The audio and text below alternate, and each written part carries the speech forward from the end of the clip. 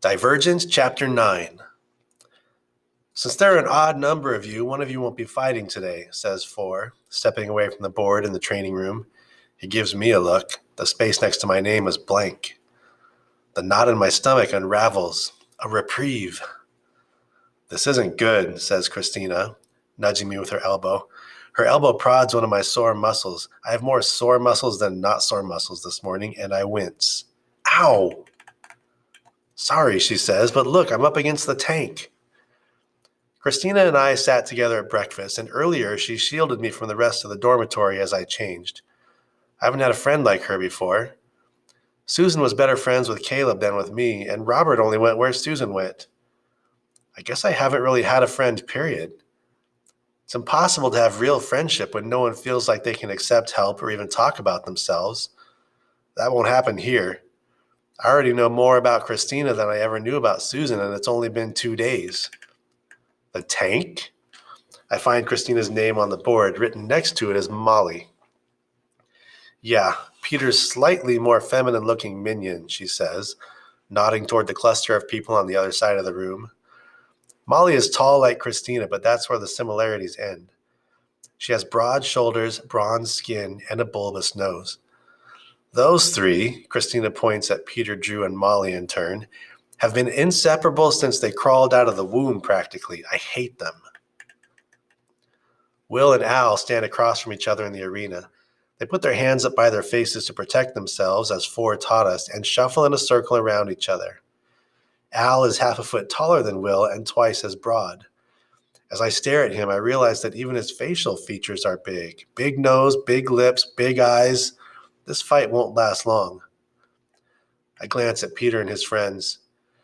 Drew is shorter than both Peter and Molly, but he's built like a boulder, and his shoulders are always hunched. His hair is orange-red, the color of an old carrot.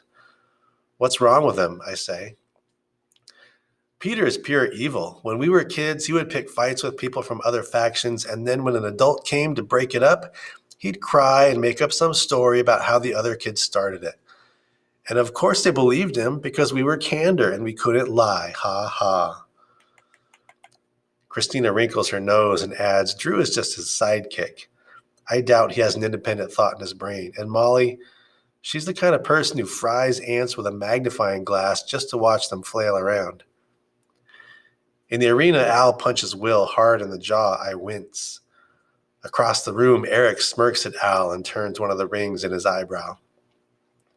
Will stumbles to the side, one hand pressed to his face, and blocks Al's next punch with his free hand. Judging by his grimace, blocking the punch is as painful a blow as a blow would have been. Al is slow but powerful. Peter, Drew, and Molly cast furtive looks in our direction and then pull their heads together, whispering. I think they know we're talking about them, I say. So, they already know I hate them. They do? How? Christina fakes a smile at them and waves. I look down, my cheeks warm. I shouldn't be gossiping anyway. Gossiping is self-indulgent. Will hooks a foot around one of Al's legs and yanks him back, knocking Al to the ground. Al scrambles to his feet. Because I've told them, she says, through the gritted teeth of her smile. Her teeth are straight on top and crooked on the bottom. She looks at me. We try to be pretty honest about our feelings in candor. Plenty of people have told me that they don't like me, and plenty of people haven't. Who cares? We just weren't supposed to hurt people, I say. I like to think I'm helping by hating them, she says.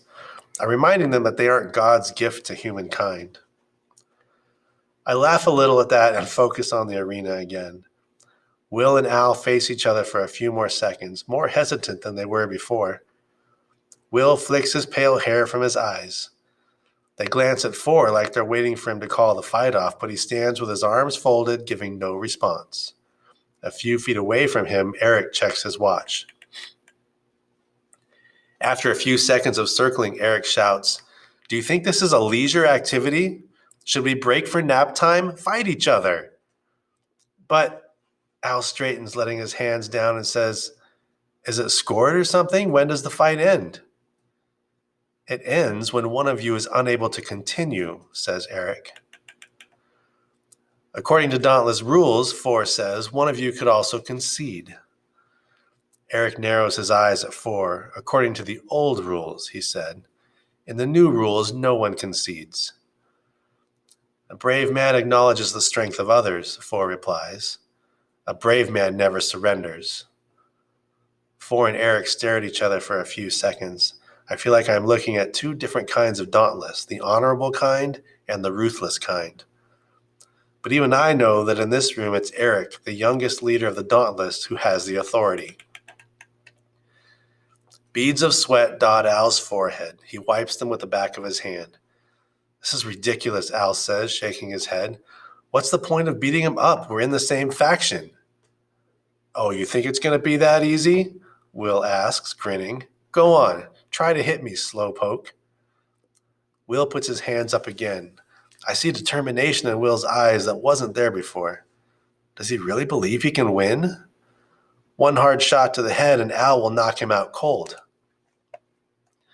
That is, if he can actually hit Will. Al tries a punch and Will ducks, the back of his neck shining with sweat. He dodges another punch, slipping around Al and kicking him hard in the back. Al lurches forward and turns. When I was younger, I read a book about grizzly bears. There was a picture of one standing on its hind legs with its paws outstretched, roaring. That is how Al looks now.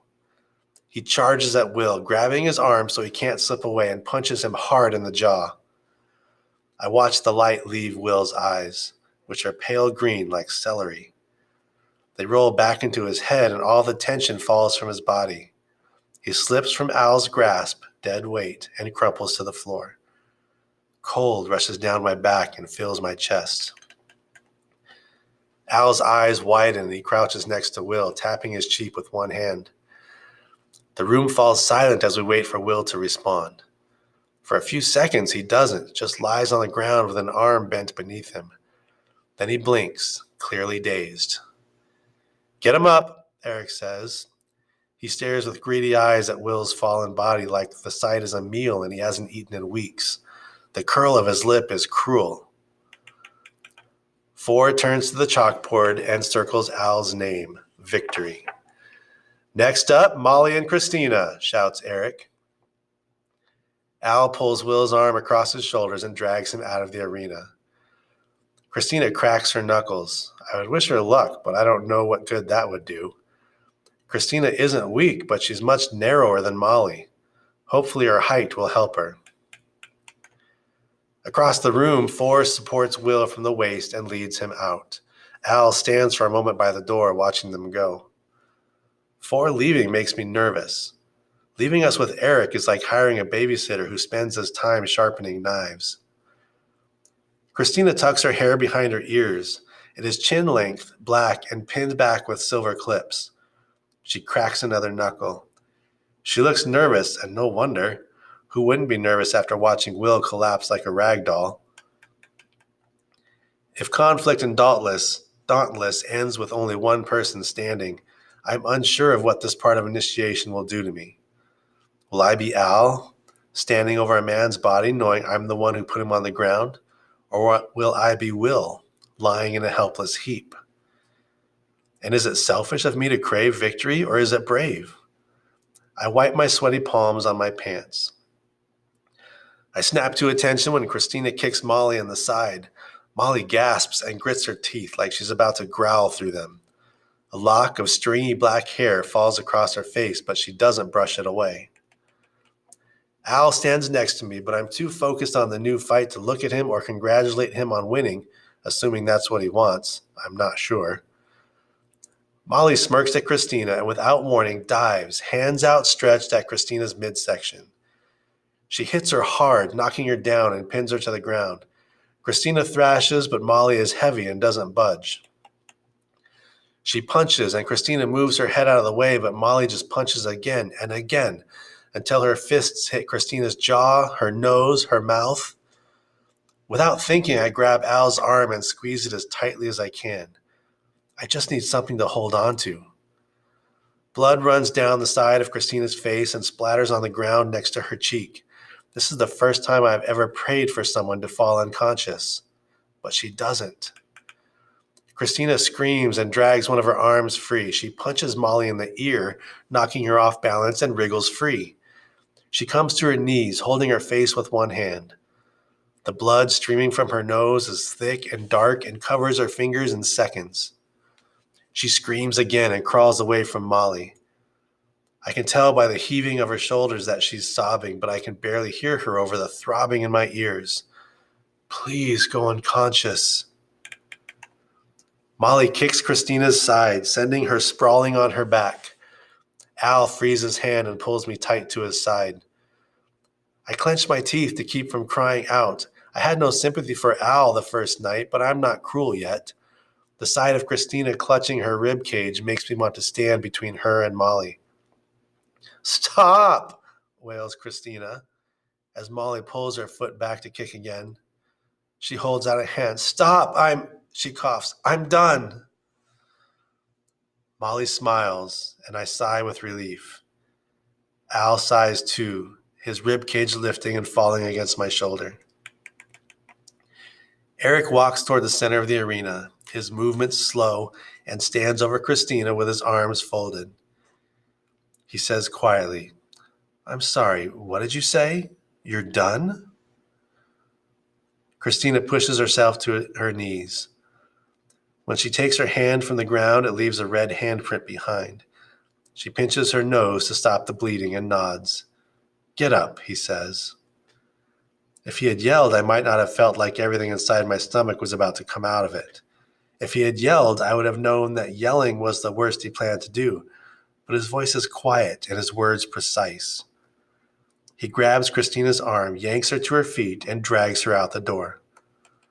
Follow me, he says to the rest of us, and we do. I feel the roar of the river in my chest. We stand near the railing. The pit is almost empty. It is the middle of the afternoon, though it feels like it's been night for days. If there were people around, I doubt any of them would help Christina. We are with Eric for one thing, and for another, the Dauntless have different rules that brutality does not violate. Eric shoves Christina against the railing. Climb over it, he says. What? She says, like she expects him to relent, but her wide eyes and ashen face suggest otherwise. Eric will not back down. Climb over the railing, says Eric again, pronouncing each word slowly. If you can hang over the chasm for 5 minutes, I will forget your cowardice. If you can't, I will not allow you to continue initiation. The railing is narrow and made of metal. The spray from the river coats it, making it slippery and cold. Even if Christina is brave enough to hang from the railing for 5 minutes, she may not be able to hold on. Either she decides to be factionless or she risks death. When I close my eyes, I imagine her falling onto the jagged rocks below and shudder. Fine, she says, her voice shaking. She is tall enough to swing her leg over the railing. Her foot shakes. She puts her toe on the ledge as she lifts her other leg over. Facing us, she wipes her hands on her pants and holds onto the railing so her knuckles turn white. Then she takes one foot off the ledge and the other. I see her face between the bars of the barrier, determined, her lips pressed together. Next to me, Al sets his watch. For the first minute and a half, Christina is fine. Her hands stay firm around the railing and her arms don't shake. I start to think she might make it and show Eric how foolish he was to doubt her. But then the river hits the wall and white water sprays against Christina's back. Her face strikes the barrier and she cries out.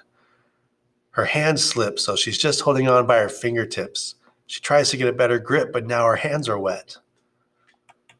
If I help her, Eric would make my fate the same as hers. Will I let her fall to her death, or will I resign myself to being factionless? What's worse, to be idle while someone dies, or to be exiled and empty-handed? My parents would have no problem answering that question, but I'm not my parents. As far as I know, Christina hasn't cried since we got here, but now her face crumples and she lets out a sob that is louder than the river. Another wave hits the wall and the spray coats her body. One of the droplets hits my cheek. Her hands slip again, and this time one of them falls from the railing, so she's hanging by 4 fingertips. "Come on, Christina," says Al, his low voice surprisingly loud. She looks at him. He claps. "Come on, grab it again. You can do it. Grab it." Would I even be strong enough to hold on to her? Would it be worth my effort to try to help her if I know I'm too weak to do any good? I know what those questions are. Excuses. Human reason can excuse any evil. That's why it's so important that we don't rely on it. My father's words. Christina swings her arm, fumbling for the railing.